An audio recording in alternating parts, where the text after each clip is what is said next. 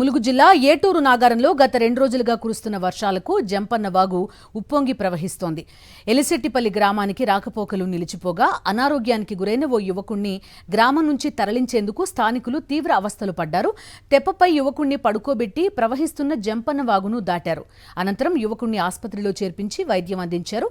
అయితే ప్రతి వర్షాకాలం జంపన్న వాగు ఉప్పొంగిన ప్రతిసారి ఎలిశెట్టిపల్లి గ్రామవాసులు తీవ్ర ఇబ్బందులు పడాల్సొస్తోందని ఆవేదన వ్యక్తం చేస్తున్నారు.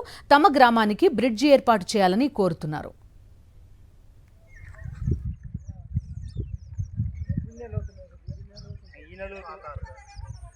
పొద్దుగాల నీళ్ళు నీళ్ళు పడతాం సార్ అజామే గిట్ట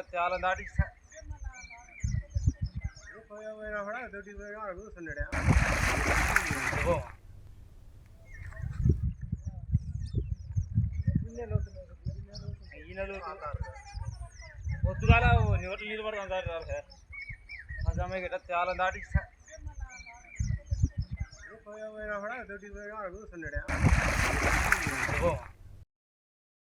మరిన్ని అప్డేట్స్ కోసం ఛానల్ ను సబ్స్క్రైబ్ చేయండి. నోటిఫికేషన్స్ కోసం బెల్ ఐకాన్ పై క్లిక్ చేయండి.